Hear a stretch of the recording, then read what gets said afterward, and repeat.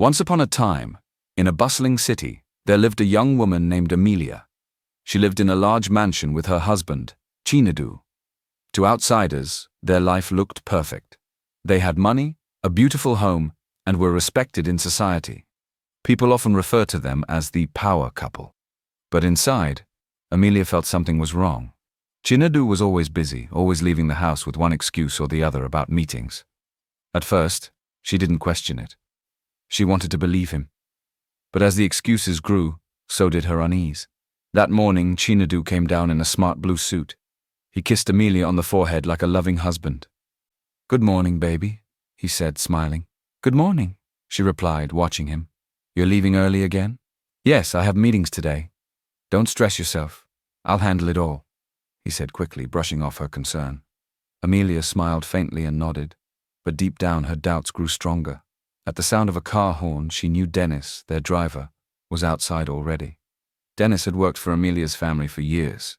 He wasn't just a driver, he was loyal. That loyalty began when Amelia's late father, Mr. Henry, saved Dennis's family during their darkest moment. When Dennis was a teenager, his mother had fallen terribly sick. They needed surgery, but Dennis had no money. By chance, he met Mr. Henry at his office that same day when he applied for the driver position. Mr. Henry didn't just listen. He paid the hospital bills in full, made sure Dennis's mother survived, and even paid his younger sister's school fees. Later, he sent Dennis to driving school and gave him a stable job as a family driver. Because of that kindness, Dennis promised himself he would protect the family no matter what. Even after Mr. Henry's death, Dennis stayed, now serving Amelia with the same loyalty he once showed her father. As Dennis drove Chinedu out that morning, Amelia sat by the window, thinking. Chinedu had once included her in every business decision, especially after her father died. But now he told her to rest and not worry. Her father had taught her never to ignore warning signs. He used to say, "Trust people, but confirm, stewardship is responsibility." Those words echoed in her mind. When Amelia went through some of her late father's old files later that day, she noticed something strange. Some properties listed as not for sale had been recently transferred. She frowned, wondering why Chinedu had never mentioned it. Meanwhile, Dennis kept noticing things too. He often drove Chinedu to places that didn't look like offices. Chinedu sometimes asked him not to tell Madam where they had gone. Dennis said nothing, but he wrote it down in his mind. That same day, Chinedu asked Dennis to stop at a bank on the island. While waiting, Dennis heard him on the phone speaking softly, almost sweetly, words no man should say unless he was talking to his wife. But it wasn't Amelia he was talking to. "Don't worry," Chinedu whispered. "Everything is moving well. Soon I'll have full access to her accounts." Dennis's grip tightened on the steering wheel. He wanted to speak up but kept quiet. It wasn't his place, at least not yet. Back home, Amelia tried to bury herself in work, but her mind wandered. She found a hotel guest card tucked into Chinedu's newspaper. The date on it was only 2 days ago. She stared at it, her chest tightening. Another meeting? Or something more? When Chinedu came back that night, he was cheerful, acting as though everything was normal. He hugged her and laughed through dinner. But Amelia wasn't fooled. Something inside her told her the cracks in their perfect life were about to split wide open. She hardly slept that night. She kept turning in bed, replaying the day in her mind. Her father's ledger, the hotel card, Chinedu's sweet but slippery words. She wanted to push the doubts away, but they clung to her. Morning came with another rush. Chinedu left early again, briefcase in hand, voice filled with his usual charm. "Don't wait up for me, baby," he said, kissing her cheek before stepping into the car. Dennis opened the door for him like always, silent and steady. Amelia stood at the doorway, watching them drive out, a heaviness settling on her chest. She went back inside, determined to distract herself with paperwork, but her thoughts would not leave her alone. As for Dennis, he sat behind the wheel, hands steady, but his mind wandered. Many people saw only a driver in a neat uniform, but there was more to him. He was young, barely 30, tall and handsome, with clear eyes and a quiet presence. He had graduated from the University of Lagos with a first-class degree in economics. Back then, his lecturers told him he had a bright future. But life hadn't been fair. After graduation, he searched for work for almost 2 years. Companies praised his results, but never called back. Some said he had no connection. Others asked for bribes he couldn't pay. While he struggled, his mother fell sick and needed urgent surgery. It was at that desperate moment that fate pushed him toward Mr. Henry. At first, Dennis told himself it was temporary, just until he found something better. But then Mr. Henry died. Amelia was left alone, newly married and suddenly carrying the weight of her father's company. Dennis looked at her and remembered the promise he had once whispered at his mother's hospital bedside, to repay kindness with loyalty. So he stayed. Not because he loved being a driver, but because he couldn't leave her unprotected. Still, Amelia hardly noticed him beyond his role. To her, he was just Dennis, the quiet man who opened doors and carried bags.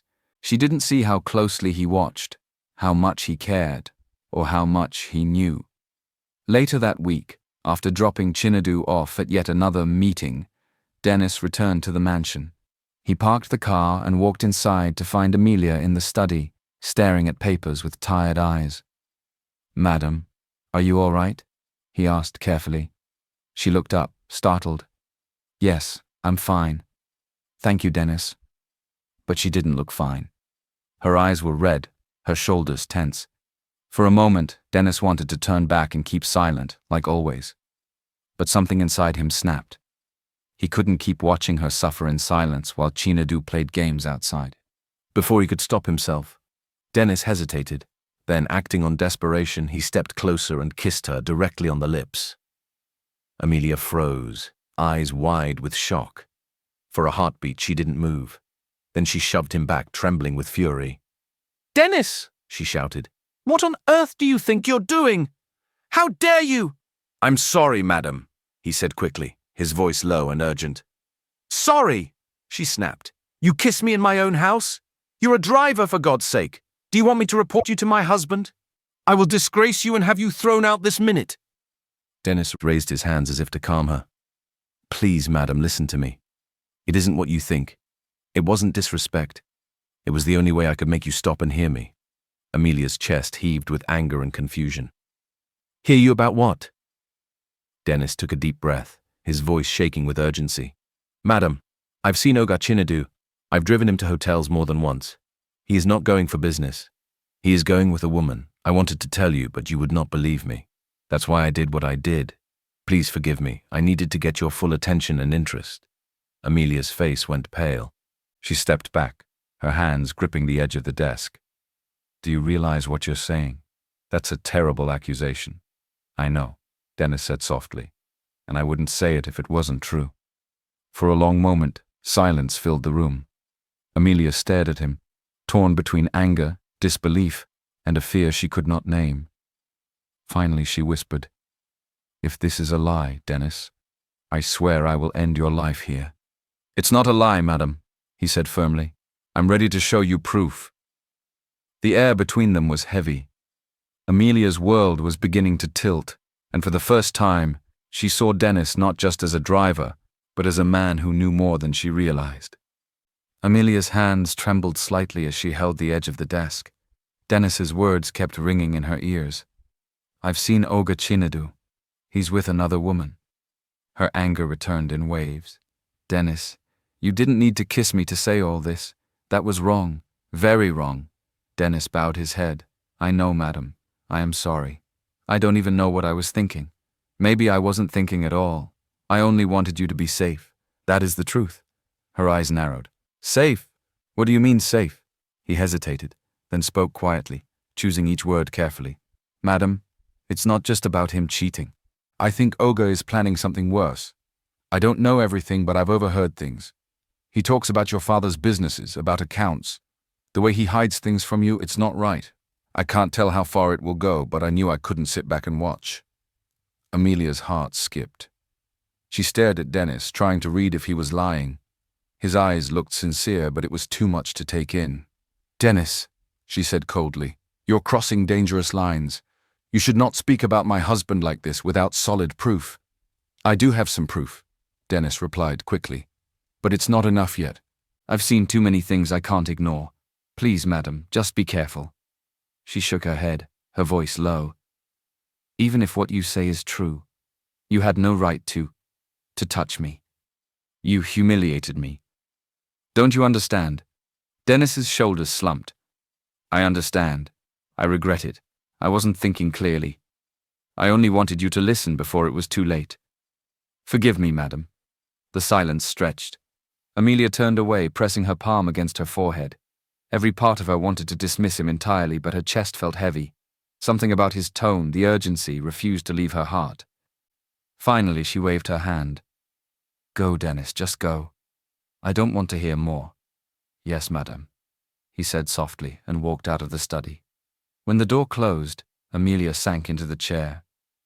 Her heart was pounding. She told herself Dennis had crossed the line, that he had no business in her private life. Yet the image of the hotel card in her bag, and the strange way Chinedu had been avoiding board meetings, made her chest tighten. Could Dennis be telling the truth? She wondered. Or was this just a mad story from someone overstepping his place? She buried her face in her hands. Nothing felt steady anymore. The sound of the gates opening echoed through the compound. Amelia quickly composed herself, fixing her face into calmness. Chinedu walked in, smiling, his cologne filling the room before his voice did. Baby, he said warmly, dropping his briefcase and pulling her into an embrace. I missed you today. Amelia stiffened slightly, but he didn't notice. How was your day? He asked, kissing her cheek. Fine, she said quietly. He smiled, his eyes soft, his tone sweet. You worry too much, my love. You should have joined me at the new suppliers meeting. But don't worry, I handled everything. You can relax. He held her hand as if he had nothing to hide. His charm was smooth, his laughter easy, but Amelia's mind was far from calm.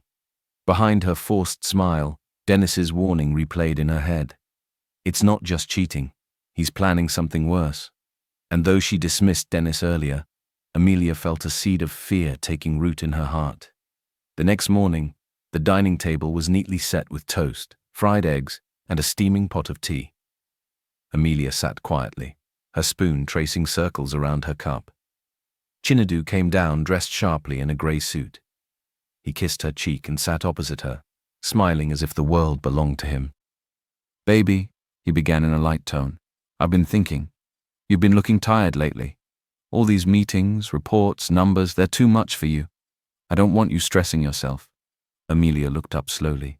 Chinedu, I'm fine. I should be part of the meetings. You know that's how Daddy raised me. He chuckled, shaking his head. No, Amelia. Times have changed. Let me handle things. You should focus on the home, enjoy life. Trust me, I can take care of everything. Her jaw tightened. She wanted to argue, but she swallowed her words. Later that day, when Chinedu had left for work, Dennis met her in the hallway. He spoke carefully, his eyes serious. Madam, he said, please forgive me for how I acted the other day. But I need to tell you again, Oga Chinedu is selling some of your father's properties. I've seen the documents in his briefcase. Amelia's chest tightened. Are you sure, Dennis? Yes, madam. That's why he doesn't want you at the meetings. He wants to control everything. She pressed her lips together. Then I need proof, solid proof. That evening, Amelia sat alone in her father's study, flipping through the old black ledger he used to keep. Her father had been a wise man, always a step ahead. On one of the back pages, she noticed a small note in his handwriting. Private accounts and shares in Amelia's name. Confidential. Her eyes widened. She remembered now. Years ago, her father had told her about certain investments he kept hidden for her safety. She had almost forgotten. An idea began to form in her mind. If Chinedu is greedy, I can use this to test him. I will bait him. If he reacts, I'll know the truth. The next morning, Amelia sat in the living room with her phone, pretending to be speaking to her late father's old accountant. She raised her voice slightly on purpose. Yes, she said. Those private accounts and shares Daddy left in my name. Yes, I still have the documents. I just need to decide what to do with them. From the corner of her eye, she saw Chinedu freeze at the staircase. He had been coming down with his tie in his hand. But now he stopped completely. His eyes sharpened, hungry, like a man who had just smelled fresh meat. Amelia hung up the call casually, as if nothing had happened. But when she turned to him, his face carried a bright smile. My love, he said warmly, stepping closer. Private accounts? Shares? You've never mentioned those to me before. Amelia's heart pounded, but she forced a calm smile. Oh, I must have forgotten. Chinedu's smile grew wider, but in his eyes Amelia saw the glint of greed she had been waiting for. Later that afternoon, Amelia lay in the living room pretending to sleep. The sun made a bright square on the floor. Her heart beat a little faster than usual, but she kept still. She wanted to catch Chinedu off guard, to hear what he would say after he learned about the private accounts. Her chance came sooner than she expected. Chinedu walked in smiling, speaking into his phone, his voice low and full of ease. He thought no one was listening. When he saw her sleeping on the sofa, he stepped out to the balcony just to be safe. He was sure she couldn't hear him now, but he was wrong. Yes, it's true, he said. She told me today. 5 million in that account, and more shares, hidden shares. You know what that means? Amelia froze. She moved no more than a breath. Her mind tried to catch up with her ears. We take everything. Chinedu went on, his voice soft but sharp. We start the transfer. We drain the account slowly so it won't raise an alarm. Then we move the shares to the shell company. By the time she notices, we'll be gone. He laughed quietly. Amelia felt the laugh like a punch in the chest. From the phone, a voice answered, warm, greedy. Belinda. Amelia could not hear Belinda clearly. The walls muffled the other side, but Chinedu's side said enough. Belinda, trust me on this. You know I love you. Don't worry. I'll get it done this week. The bank officer knows me. There was a low pause. Then Chinedu's tone dropped further. And if she causes trouble? Amelia's skin prickled. He laughed again, meaner this time. If she causes trouble, we make it look like an accident. You know what they believe. Heart attack, a slip in the pool. Believe me, once she's gone, the lawyer signs the papers easily. Everything goes to me, and we live our dream life. Amelia's hand tightened on the file until the paper creased. The word accident floated in her head like a dark black bird. She slid back against the sofa. The world narrowed to the sound of his voice and the slow tick of the wall clock. Her vision blurred. For a second the room swam and she thought she might faint. She steadied herself with both hands on the arm of the sofa. Her face was white and her knees felt weak. She breathed in slowly, deep. A cold sweat broke along her spine. She wanted to scream, to run out and throw the phone to the floor, to grab him and ask him to explain, but panic would not help. She needed proof, solid proof. Otherwise, people would think she imagined things, or worse, they would think she'd made it up. Chinedu continued talking, unaware. You'll see.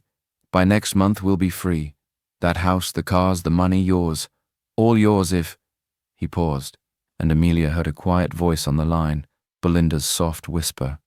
Chinedu answered, almost tender. Yes, I won't fail you. The hush broke. Chinedu said something else. A small joke, a promise to buy her a new dress, a plan to leave the country. Then he folded his phone and walked toward the stairs. Amelia stayed still, with her eyes closed, until his footsteps faded. Her mind felt numb, but she forced herself up. She had to look calm. If he suspected she had hurt him, everything would be worse. His audacity still shocked her. He must think I am the biggest fool on planet Earth, she thought to herself. She went to the study where the old ledger lay. Her hands shook as she sat down. The page with her father's notes stared at her. Private accounts and shares in Amelia's name. Confidential. She touched the ink like a map to the truth. Proof, she whispered to the empty room. I need proof. For a moment she thought of calling the police. But then the cold thought came back. Without proof, the police might laugh. They could arrest Dennis, or accuse him of lying. Chinedu had friends in banks and courts. He could make the story vanish. No, she had to beat him at his own game. A plan began to form, slow and careful. She would pretend she did not hear. She would act normal in front of Chinedu. She would let him think he had won. But she would also move quietly to gather the evidence. Bank records, transfer notices, messages, someone who would testify. She would need help she could trust. Dennis might be reckless, but he was loyal. Amelia thought of him, of his face the day he kissed her, of his promise to keep her safe. Perhaps he could be the one to watch and record. She breathed again and felt a small, cold strength enter her chest. Fear was there, thick and heavy, but underneath it something else stirred. The memory of her father's calm voice, telling her to check the numbers, to be the steward of what he left. Trust people, but confirm. She stood and smoothed her dress. In the hallway she passed a mirror and saw a woman whose eyes were tired but clear. She whispered to herself, "You won't die quietly. You will fight." Amelia moved like someone learning to walk across a tightrope. Quiet, careful. Every step had to count. She waited until Chinedu was out of reach. Then she called Dennis to come to the study. When he arrived, he found her sitting upright, face set, a small file open on the desk. "Madam," he asked softly, sensing the change. She looked at him steadily. "Dennis, I heard everything. He plans to take the accounts. He spoke about making it look like an accident. What baffles me most is how he is plotting to kill me while living under the same roof with me. He is a monster." Dennis's face changed. For a beat he was only a man. Then he became the driver who kept promises. "Madam, what do you want me to do?" he asked. She gave him a slow, measured answer. "You will watch him, Dennis. You will follow him when he leaves. You will record his visits, find anything, documents, messages, bank names. Bring everything to me, and do not tell anyone else, not yet." Dennis nodded, solemn. "Yes, madam. I will watch him." Amelia felt a strange mix of fear and relief. She was not safe yet, not by far, but now she had a plan and someone who would not betray her. That small truth steadied her. She closed the ledger and placed it carefully in a drawer. Then she looked at Dennis and said, "One more thing. Keep your eyes open. If he moves too fast, or if he becomes suspicious, tell me immediately." Dennis swallowed and nodded. "I will, madam." Outside, the wind pushed at the palm leaves. Inside, a woman whose life had been calm until only days ago, now prepared for a battle she had not asked for. She would play the game they wanted to play, but she would play it on her own terms. She would not be made into an accident. Amelia sat in the study long after Dennis left. The words she had overheard from Chinedu's call kept circling her mind like vultures. "If she dies, everything is mine." Her hands shook as she remembered it. She whispered to herself, "I must see with my own eyes." 2 days later, Dennis parked a few streets away from a tall block of apartments on the island. They had followed Chinedu discreetly and saw him drop Belinda there more than once. "Are you sure about this, madam?" Dennis asked quietly as they sat in the car. Amelia straightened her scarf. "Yes, I need to see it with my own eyes." They waited until Belinda stepped out, stylish in a red dress carrying a small handbag. She locked the door and walked off with quick steps, heels clicking against the pavement. "Now," Amelia whispered. Dennis nodded. They crossed the street, his tall figure shielding her slightly. He used a thin piece of wire to open the lock, quick, practiced, silent. Within minutes, the door clicked open. Amelia's heart hammered as they slipped inside. The apartment was modern and neat. The sweet scent of perfume lingered in the air. On the dresser, Amelia's eyes fell on something that made her legs weaken, a gold necklace. Her fingers trembled as she picked it up. This is the exact necklace Chinedu gave me for our wedding anniversary." Beside it lay a wristwatch. Her breath caught. "And this is the watch he gave me on my birthday." Dennis stepped closer. "Madam." Her chest tightened as her eyes swept the room. She found handbags, shoes, and even duplicate bracelets. Every piece was a mirror of the gifts Chinedu had once placed in her hand with loving words. Gifts she thought meant devotion, here, exposed as lies. Amelia sank onto the edge of the bed, tears sliding down her face. "I was blind. All along I was blind." Her voice shook as she began to speak, not to Dennis, but to herself. "I met Chinedu at a dinner my father hosted. He was charming, bold, the kind of man who made you feel seen. We didn't date long before he proposed. Daddy liked him, and I thought I was lucky. Even when he started acting distant after the wedding, I told myself it was stress. I never thought it could be this." She covered her face with her hands. "I gave him everything. My trust, my heart. And he was planning my death." Dennis crouched beside her, his voice steady but gentle. "Madam, don't blame yourself. Sometimes love covers the cracks. Those outside see the truth more clearly. That is why your father placed me here. He knew loyalty is not just about driving a car. It is about watching when others are blind. Amelia looked at him, her eyes wet but sharp. You were right, Dennis. And I will never forget it. Since he thinks I am a fool, I will show him what a fool is capable of. They gathered a few pieces, photographs, jewelry, receipts, as quiet proof. Then Dennis locked the apartment door behind them. As they walked back to the car, Amelia's face was pale but firm. She had seen enough to crush her illusions. Dennis, she said softly as she slid into the car, I will not let him destroy me. If he thinks I am weak, let him keep thinking so. But now I know the truth. Dennis started the engine, his voice steady. Yes, madam. Now we plan carefully. And when the time comes, the truth will speak for itself. The car hummed softly as Dennis drove them back toward the mansion. The city lights flickered past, blurred by Amelia's tears. She sat silently at first, staring out of the window, but her chest heaved as memories rushed in.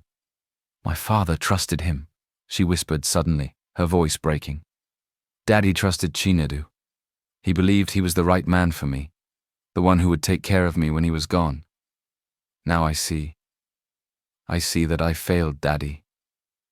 I let him down as a daughter. And as a wife, I have been living with a stranger. Her hands covered her face. The sobs came harder now, deep and raw. Dennis gripped the steering wheel, his knuckles white. He had never seen her like this, so broken, so small. Madam, please don't blame yourself, he said softly. Your father's trust was not misplaced. It is not your fault Chinedu chose wickedness. Sometimes evil hides behind a sweet smile, and even wise men cannot see it at first. Amelia lowered her hands, her eyes red and swollen. But I was blind. I loved him, and I refused to see the signs.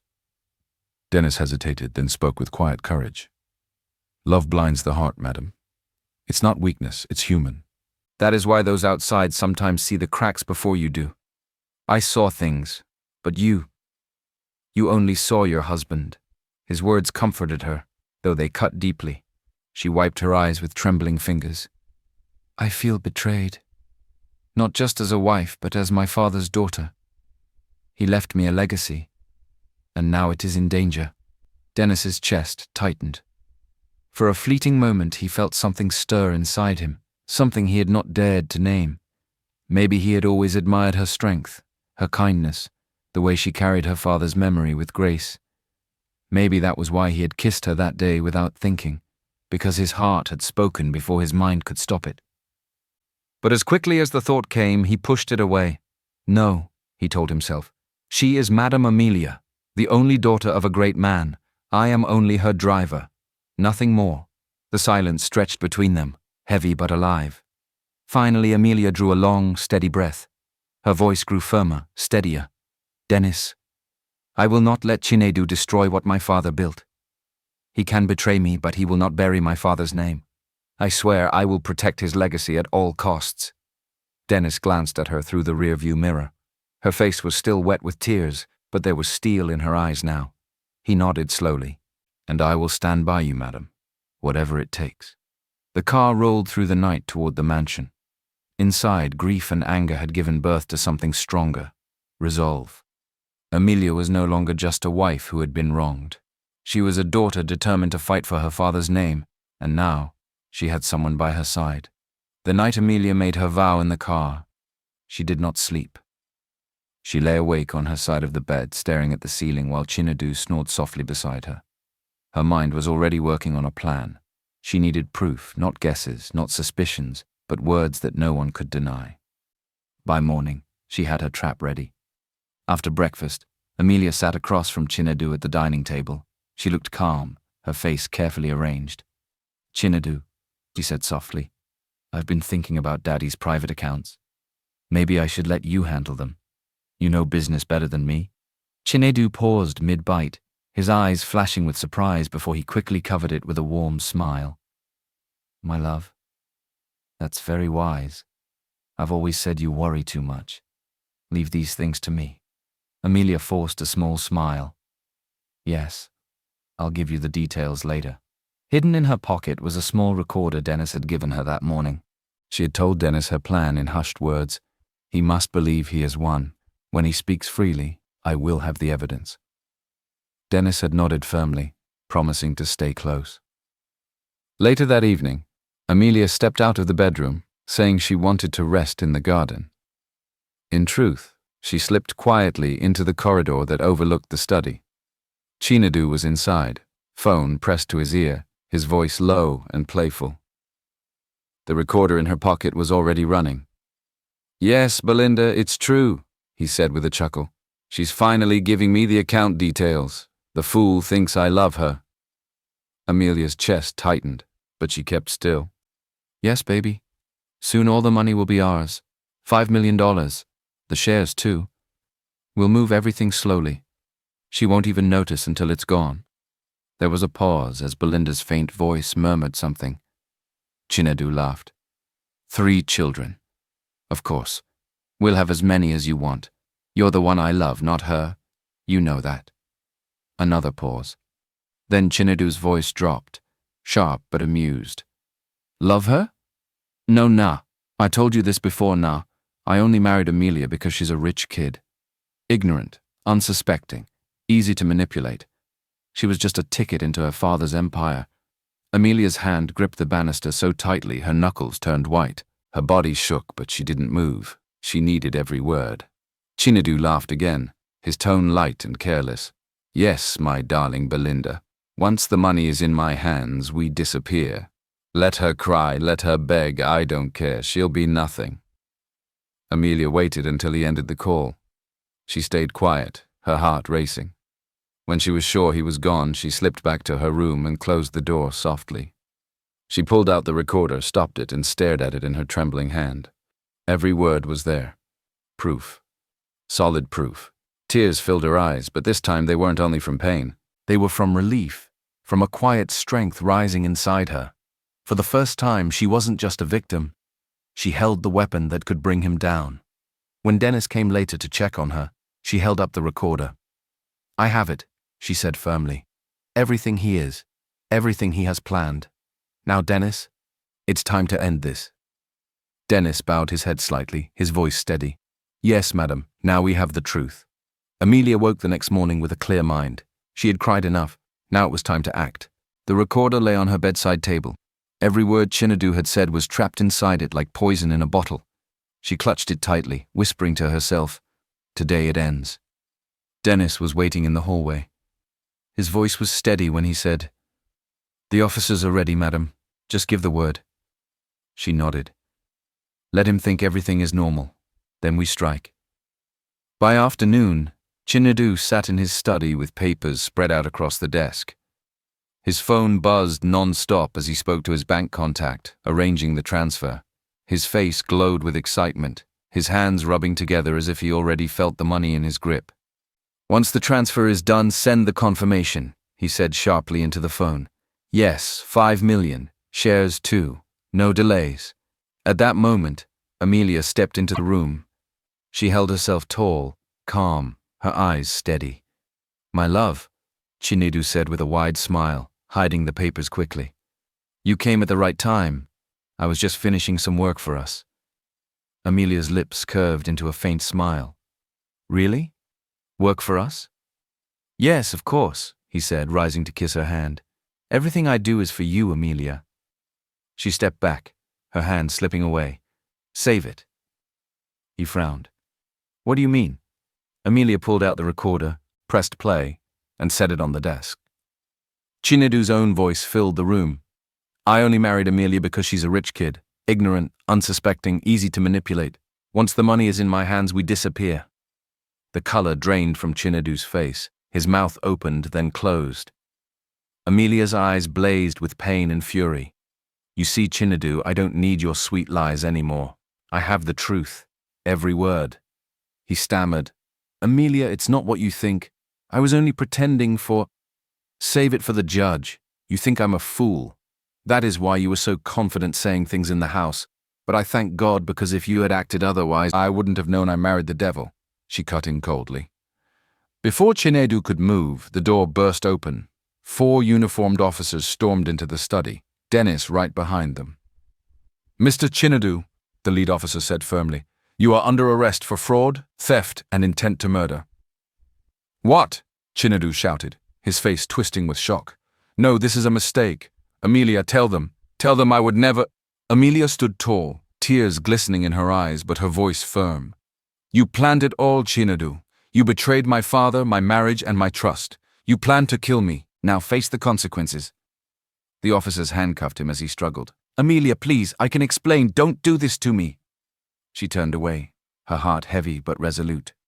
"You did this to yourself." The officers dragged him out as he kept shouting her name, his voice fading down the hallway. The house fell quiet again. Amelia stood in the study, staring at the empty chair where Chinedu had been. Dennis stepped forward, his expression calm but protective. "It's over now, madam," he said softly. Amelia let out a shaky breath. "No, Dennis, this is just the beginning. My father's legacy will not be buried by a liar and a thief. I will rebuild what he tried to destroy." Dennis bowed his head respectfully. "And I will stand with you." For the first time in weeks, Amelia felt a weight lift from her shoulders. She was wounded, yes, but no longer powerless. She had survived betrayal. She had chosen to fight back. And with proof in her hands and loyalty by her side, she knew she would never be deceived so easily again. The weeks that followed felt like a storm passing. Court hearings filled the newspapers. Chinedu's smiling face was no longer on glossy magazine covers but on the evening news shown in handcuffs. The evidence Amelia presented, the recordings, the documents Dennis had helped her gather, was too strong to deny. The judge's voice was firm as the gavel came down. "Chinedu, you are hereby sentenced for fraud, theft, and conspiracy to commit murder." Amelia sat quietly in the courtroom, her hands folded in her lap. She did not smile, she did not cry. She only breathed a long, steady sigh of relief. The man who once promised her love now faced the punishment his actions deserved. Soon after, the divorce papers were finalized. Amelia's name was cleared, her accounts secured, her properties restored. She walked out of the courthouse one afternoon with Dennis by her side. The air felt lighter, as if the weight pressing on her chest for years had finally lifted. She whispered to herself, "I am free." Dennis glanced at her from a respectful distance. He didn't speak, but in his eyes there was quiet pride. Back at the company, Amelia called a small meeting with her board. She stood tall in her father's old office, the place that once felt too big for her. Now she carried herself with calm authority. "There will be changes," she said firmly. "From this day, transparency will be our rule. Loyalty will be honored." She turned to Dennis, who stood awkwardly near the door in his driver's uniform. "Dennis," she said softly, "you have stood by me when no one else did. You saw the truth before I could, and you risked everything to protect me. From today, you are no longer just my driver. You will serve as my personal aide here in the company." Dennis blinked in surprise. "Madam, me? But I—" He paused, searching for words. "I am not worthy." Amelia gave a faint, knowing smile. "You are more than worthy. My father trusted you, and I trust you. That is enough." Applause filled the room as Dennis bowed his head, humbled. Days turned into weeks, and slowly, Amelia began to heal. The nights were still lonely and the memories still stung, but she refused to be defined by betrayal. Instead, she threw herself into work. She met with old partners her father had trusted. She revived projects that had been abandoned. She protected the shares and accounts as if they were her own children. Every time she signed a document or made a decision, she whispered silently to her late father, "I will not fail you." She was no longer just the betrayed wife of Chinedu. She was Amelia Henry, daughter of a man who built an empire, and she was now strong enough to defend it. That night, as she stood by the balcony of her mansion, the wind brushing against her face, Dennis came to inform her about the next day's schedule. She turned to him with calm eyes. "Dennis," she said, "we have been through fire and storm, but from now on we walk forward. Together." He nodded, his voice steady but filled with quiet emotion. "Yes, madam." The city lights stretched before them, bright and endless. For Amelia, it was not just the end of betrayal, it was the start of a new chapter, one she would write with her own strength. Weeks passed, and the air around Amelia began to change. The shadows of betrayal no longer followed her every step. Instead, she poured her energy into something bigger than herself, something her father would have been proud of. She launched the Henry Foundation, a charity in her father's name. Its purpose was simple but powerful: to support widows, orphans, and struggling students. The first seed money came from her restored accounts, but Amelia called it an investment in people. At the opening ceremony, she stood on stage in a plain navy dress, speaking from her heart. "My father taught me that wealth is not about what we keep, but what we give. Today we carry his vision forward. This foundation is not just about money, it's about hope." The applause that followed was warm and genuine. For the first time in months, Amelia smiled without forcing it. Through it all, Dennis never left her side. He was no longer just the man holding car keys at the gate. He became her aide, her confidant, the one she leaned on when the weight of decisions pressed down.